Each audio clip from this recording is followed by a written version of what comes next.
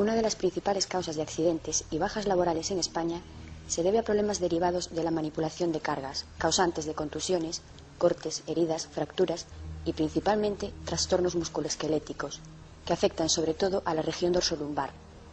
Accidentes que generalmente son debidos a los malos hábitos de trabajo y a la adopción de posturas incorrectas.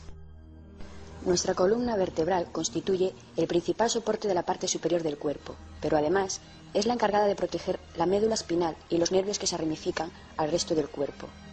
La columna está formada por las vértebras, que a su vez están separadas entre sí por los discos intervertebrales, que son móviles y poseen una función de amortiguación, de modo que el núcleo se va a desplazar en función de nuestros movimientos, aumentando la presión sobre el mismo e incluso sobre los nervios mencionados. Cuando cogemos un peso con una postura incorrecta, es decir, sin doblar las rodillas, se aumenta la presión en la región lumbar y, por lo tanto, aumenta también el riesgo de lesiones. Es el caso de la conocida hernia discal, que tiene lugar cuando la presión es tan elevada que provoca la ruptura del núcleo gelatinoso. Por este motivo, es fundamental desarrollar unos hábitos de trabajo adecuados cuando manipulemos cargas, con el fin de evitar este tipo de lesiones. En general, se considera que cualquier carga mayor de 3 kilos puede conllevar un riesgo dorsolumbar no tolerable cuando se manipula en condiciones desfavorables. Asimismo, se establece el peso máximo que no debe ser superado en 25 kilos, siempre y cuando se den unas condiciones ideales de manipulación. En el caso de que dicha carga deba ser manejada por trabajadores mayores, jóvenes o mujeres, el peso máximo será de 15 kilos. Solo en condiciones especiales podría permitirse manipular cargas de hasta 40 kilos, siempre y cuando se trate de trabajadores sanos y entrenados y sean trabajos esporádicos realizados en condiciones seguras. Hay que tener en cuenta que estos pesos máximos se establecen para condiciones ideales de levantamiento, es decir, cuando dicho levantamiento se realiza con la espalda derecha, sin giros ni inclinaciones y con la carga pegada al cuerpo a la altura de los nudillos. Por lo tanto, si levantamos la carga o la alejamos del cuerpo, el peso máximo admisible debe reducirse para disminuir el riesgo de lesiones. Finalmente, para que se den unas condiciones ideales, la carga ha de tener un buen agarre. A la hora de realizar el levantamiento de una carga debemos seguir los siguientes pasos. En primer lugar, es preciso planificar el levantamiento. Para ello, observaremos si en la carga aparece alguna indicación sobre el peso de la misma o sus posibles riesgos, como por ejemplo, que sea inestable o que contenga algún material peligroso. En caso de no aparecer indicación alguna, observaremos la forma y tamaño de la carga, sus posibles zonas de agarre y probaremos a alzar por un lado para hacernos una idea del peso de la misma, solicitando ayuda en caso de ser necesario.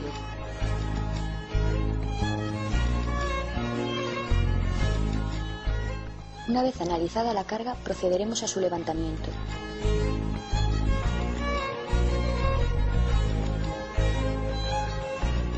Para ello, colocaremos los pies adecuadamente, es decir, separados y con un pie ligeramente más adelantado que el otro en la dirección del movimiento.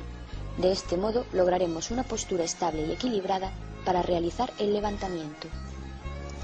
A continuación, doblaremos las piernas, procurando mantener la espalda derecha en todo momento. El objetivo de esta postura es que realicemos el mayor esfuerzo con las piernas, ya que éstas poseen nuestro grupo muscular más potente. El siguiente paso será sujetar la carga con ambas manos, de forma firme y segura. Una vez la carga esté bien agarrada, procederemos a realizar el levantamiento de forma suave mediante la extensión de las piernas.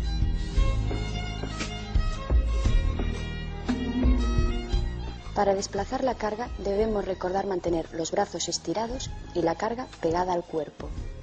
En caso de levantar la carga para ponerla sobre el hombro, lo haremos en un solo movimiento, de modo que se aproveche el impulso que le hemos dado a la misma para despegarla del suelo, ya que en caso de detener el movimiento necesitaremos un esfuerzo doble para vencer la fuerza de inercia de la carga.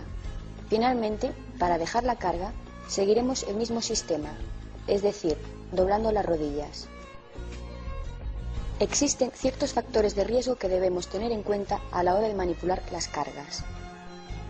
Cuando éstas son muy pesadas, inestables, difíciles de sujetar o demasiado grandes. En estos casos es conveniente solicitar la ayuda de otras personas. Los giros y flexiones del tronco, cuando sea preciso realizar un giro, lo haremos moviendo los pies, nunca girando la espalda. Movimientos bruscos de la carga o cuando sea preciso alzar o descender la misma, de modo que se haga necesario un cambio de agarre de la carga. En este caso, deberemos apoyarla con el fin de realizar dicho cambio de forma segura. Suelos irregulares, resbaladizos o con desniveles, así como un espacio libre insuficiente o incluso una iluminación deficiente. Un ritmo de trabajo impuesto, con periodos de descanso insuficientes, de modo que el trabajador no pueda controlarlos.